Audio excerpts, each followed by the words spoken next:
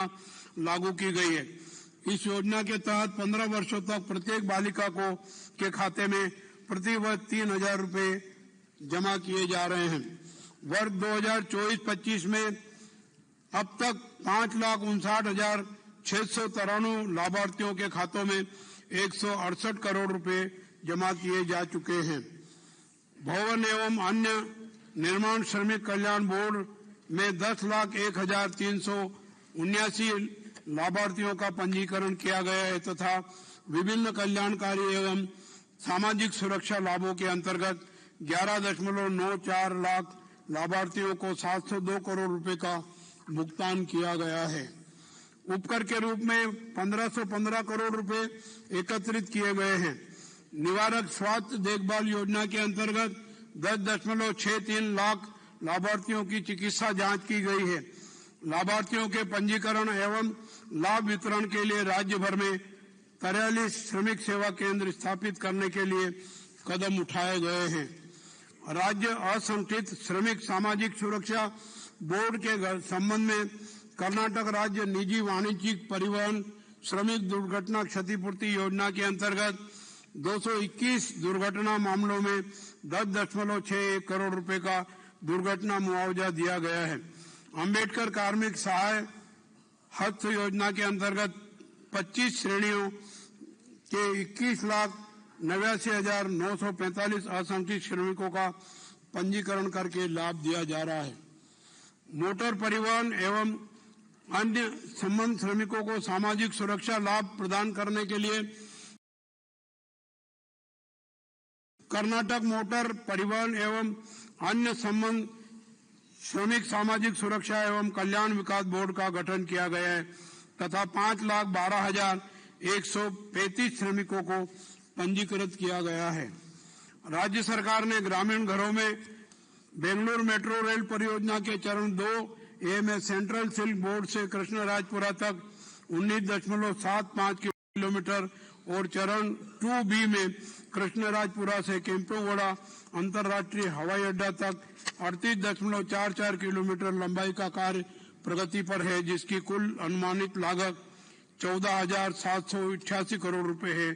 चरण 3 में केम्पापुरा से जेपी नगर तक कॉरिडोर 1 32.15 किलोमीटर और होसाहल्ली से खड़ाबगरे तक कॉरिडोर 2 12.50 किलोमीटर के साथ कुल 44.65 किलोमीटर लंबाई का कार्य प्रगति पर है, जिसकी कुल अनुमानित लागत 15,611 करोड़ रुपए।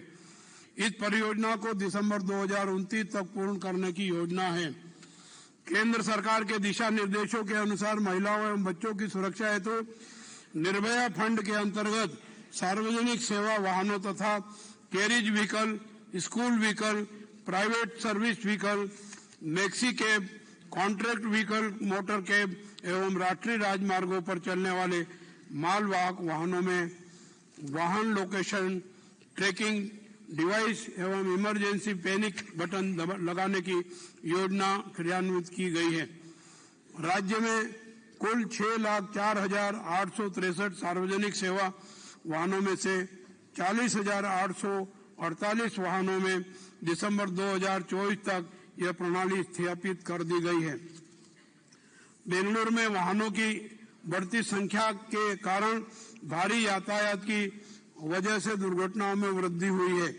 बेंगलुरु ट्रैफिक पुलिस सुचारू यातायात के लिए प्रौद्योगिकी अपनाने में सबसे आगे है।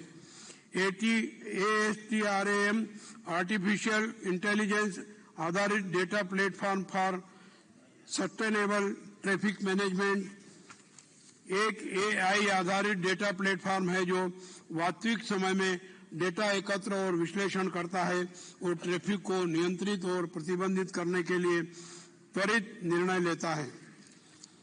बेंगलुरु विकास प्राधिकरण ने शहर भर में 34 स्थानों पर आवासीय परिसरों का निर्माण करके लगभग 30,000 आवास इकाइयों को आवंटित करने का लक्ष्य रखा है। इनमें से अब तक 25 परियोजनाओं में कुल 14,909 फ्लैटों का निर्माण कार्य शुरू हुआ है और 10,615 फ्लैटों का निर्माण कार्य पूर्ण हो चुका है। महत्वाकांक्षी कावेरी परियोजना का 5वां चरण पूर्ण हो चुका है। बीबीएमपी में शामिल 110 गांवों के 50 लाख लोगों को 775 मिलियन लीटर अतिरिक्त कावेरी पेयजल की आपूर्ति की जा रही है। बेंगलुरु शहर और उसके उपनगरों की अतिरिक्त पेयजल आवश्यकताओं को पूरा करने के लिए 6 टीएमसी पानी आवंटित किया गया है। चालू वर्ष में कार्यान्वित होने वाली परियोजना की अनुमानित लागत 6,939 करोड़ रुपए है, जिसके लिए डीपीआर तैयार कर ली गई है। मेरी सरकार ने श्रमिक वर्ग के लोगों को गुणवत्तापूर्ण भोजन उपलब्ध कराने के लिए इंदिरा कैंटीन योजना को जारी रखा है। इंदिरा कैंटीन फेज 2 के अंतर्गत 186 कैंटीनों के निर्माण की स्वीकृति दी गई है तथा 156 कैंटीनों का निर्माण पूर्ण हो चुका है।